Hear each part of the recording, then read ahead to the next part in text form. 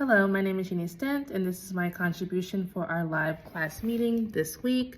So thank you for reviewing the syllabus and all of our assignments. I currently don't have any questions right now. I'm excited and very nervous for this class, just because the experimental analysis of behavior is not something that I'm too comfortable with, but I definitely know the importance and why we need to understand it and why it's important in the field of ABA.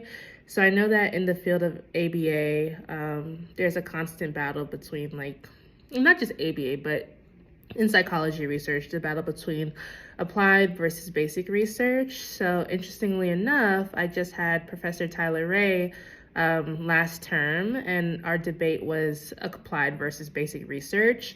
And I was pro-applied. That was the team that I was assigned to. However, after analyzing, the pros versus cons of both applied and basic, we come to realize that there's no applied without there's no applied without basic, and there's no basic without applied, right? So, for example, if we have basic research conducted in a laboratory setting, if we're not able to apply that to the environment or natural settings, how effective is that research, right? And on the other end of that spectrum, basic research is necessary for us to get to that applied component, right? Like a lot of the things that we're using in applied behavior analysis. So oh my gosh, my mind just went blank.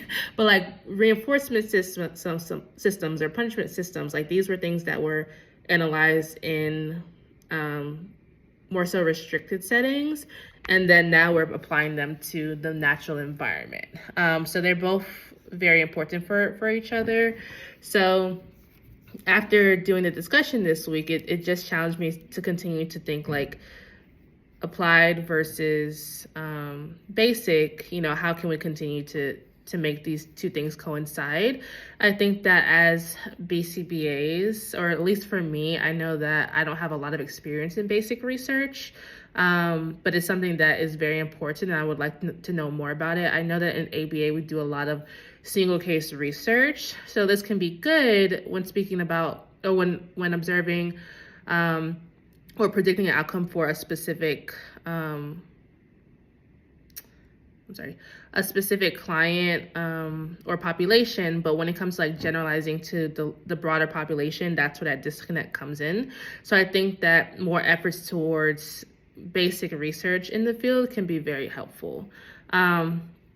So you started to talk in the presentation about the analysis of behavior and things to do before starting really any research. So some of the points that you made out were thinking about your audience, thinking about your analysis, how to set up your experience and meet the goals, and thinking carefully now means knowing better outcomes later. So I'm right now currently recruiting for my thesis. I've been recruiting for almost a year now, and it has not been very successful. But I will say that this thesis process has taught me to highlight these things that you spoke about. So my audience were Black children with autism, and then my analysis was quantitative. So the duration between providing a demand versus complying with that demand. How to best set up your experiment to meet the goals, right? So the setting that I chose was an ABA facility.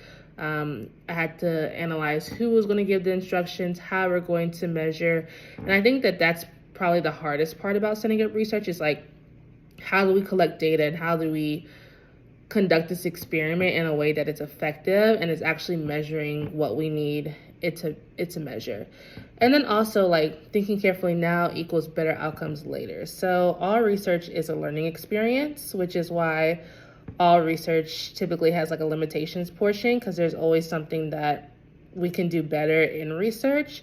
So I think that a huge component of research and after conducting research is realizing, okay, this was effective or this was not effective. We can do this in the future or we can't do this in the future. Now, ultimately, I think that that's how research progresses and how we become better researchers and clinicians. So yeah, I'm very excited about this class. Thank you for your time.